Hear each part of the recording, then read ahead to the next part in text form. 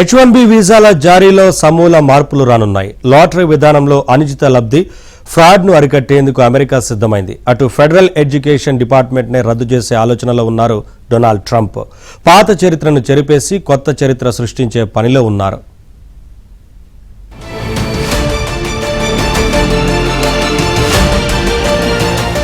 America అధ్యక్ష బాధ్యతలు చేపట్టినప్పటి నుండి వలసల అంశంపై ప్రత్యేక దృష్టి సారించారు డొనాల్డ్ ట్రంప్. ఈ క్రమంలోనే తాజాగా వీసా జారీ ప్రక్రియ కోసం సరికొత్త వ్యవస్థను అమలు చేసేందుకు సిద్ధమయ్యారు. మార్చి 20 నుంచి వీసా దరఖాస్తులను పరిశీలించే ఫారిన్ లేబర్ యాక్సెస్ గేట్వే వ్యవస్థలో పాత రికార్డులు, దరఖాస్తులను తొలగించనుంది. దీంతో H1B వీసా ప్రోగ్రాంలో కీలక మార్పులు చోటు చేసుకోనున్నాయి. మార్చి 20 నుంచి 5 ఏళ్ల కంటే పాతవైన అన్ని రికార్డులను సిస్టమ్ నుంచి తొలగించనున్నారు. అంటే ఉదాహరణకు ఓ దరఖాస్తుకు సంబంధించిన 2020 మార్చి 22న తుది నిర్ణయం వెలువడి ఉంటే ఈ ఏడాది మార్చి 22న దాని రికార్డులను తొలగిస్తారు. ఉద్యోగులకు సంబంధించి 5 సంవత్సరాల కంటే పాతవైన వీసాల రికార్డులన్నింటినీ డౌన్లోడ్ చేసి పెట్టుకోవాలని ఆయా సంస్థలను ఇప్పటికే ఆదేశించారు. లేదంటే ఆ రికార్డులను కోల్పోవాల్సి ఉంటుందని తెలిపింది.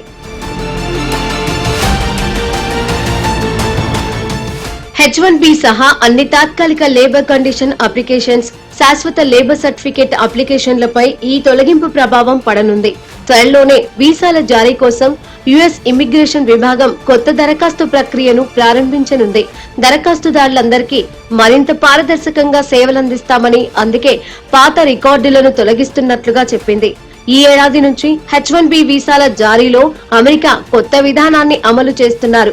ఒక లబ్ధిదారు ఎన్ని దరఖాస్తులు చేసుకున్నా ఒకే అప్లికేషన్ గా పరిగణించనున్నారు. రిజిస్ట్రేషన్ల సంఖ్యతో సంబంధం లేకుండా దరఖాస్తుదారులందరికీ సమాన అవకాశాలు కల్పించనున్నారు. ఒకే లబ్ధిదారుని తరపున కన్సల్టెన్సీలు పలు రిజిస్ట్రేషన్లు సమర్పించి అనుచిత ప్రయోజనం పొందుతున్నాయని, దీన్ని అరికట్టేందుకు తాజా నిబంధనలు తీసుకొచ్చామని అమెరికా ప్రకటించింది. H1B వీసాలకు, సక్రమ వలసలకు తాము వ్యతిరేకం కాదని చెప్పారు. I like both sides of the argument, but I also like very competent people coming into our country, even if that involves them training and helping other people that may not have the qualifications they do. But I don't want to stop. And I'm not just talking about engineers. I'm talking about people at all levels. We want competent people coming into our country. And HB1, I know the program very well. I use the program.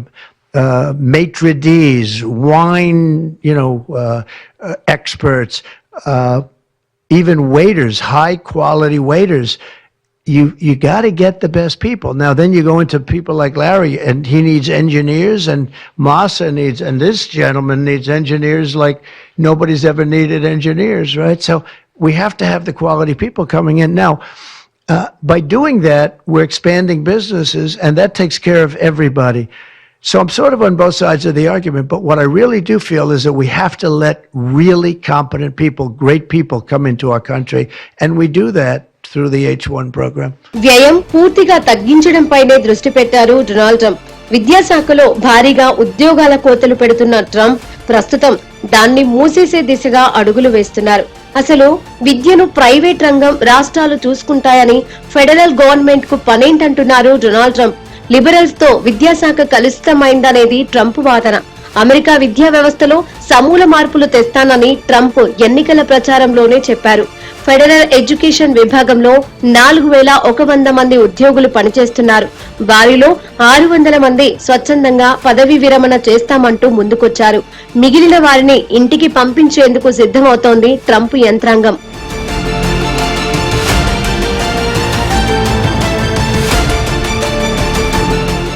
America జాతీయవాదాన్ని పూర్తి స్థాయిలో తన రాజకీయానికి ఉపయోగించుకున్నారు Donald Trump. America great again పేరుతో చెలరేగిపోతున్నారు. అయితే అది అమెరికాకే నష్టదాయకంగా మారుతోంది. వాణిజ్య లోటు, నిరుద్యోగం, డ్రగ్ ఎడిక్షన్, క్రైమ్, ధరలు అమెరికాలో పెరుగుతున్నాయి.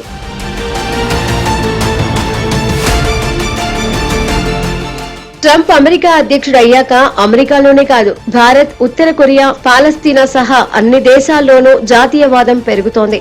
కెనడా, చైనా, మెక్సికో లాంటి దేశాలైతే అమెరికా అయితే ఎవరికి గొప్ప అంటున్నాయి.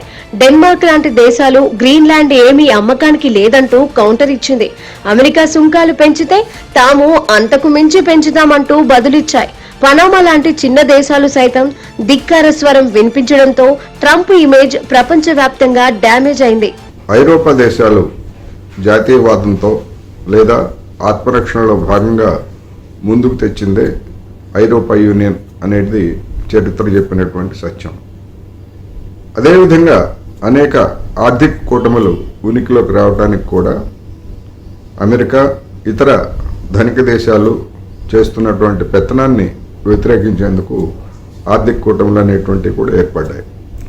రాబోయేటువంటి రోజుల్లో ప్రపంచ వాణిజ్య సంస్థ అనేటువంటిది నిర్వీర్యంగా మారేటువంటి అవకాశం ఉంది.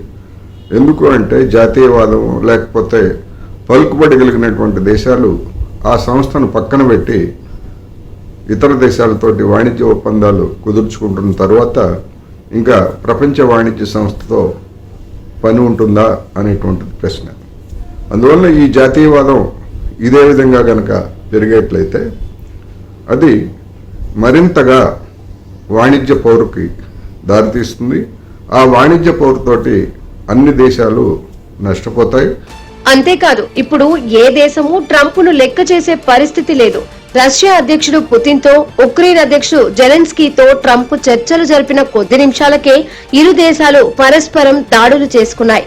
ఉక్రెయిన్ యుద్ధాన్ని ఆపేందుకు కృషి చేస్తున్న ట్రంప్ 30 రోజుల కాల్పుల విరమణ ప్రతిపాదనను తెరపైకి తీసుకొచ్చారు.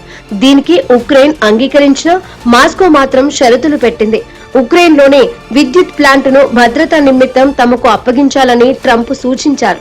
ఇంధన కేంద్రాలపై పరస్పరం దాడులు చేసుకోవడం ఆపుతామని ట్రంప్ తో చర్చల సందర్భంగా పుతిన్ అంగీకరించి 24 గంటలు గడవక ముందే ఉక్రెయిన్ రష్యాలు ఇంధన కేంద్రాలపై పరస్పరం దాడులు చేసుకున్నాయి. రష్యా ఉల్లంఘించిందని ఉక్రెయిన్ ఆరోపిస్తుండగా ఉక్రెయిన్ దాడులు చేసిందని అందుకే బదులివ్వాల్సి వచ్చిందంటోంది రష్యా.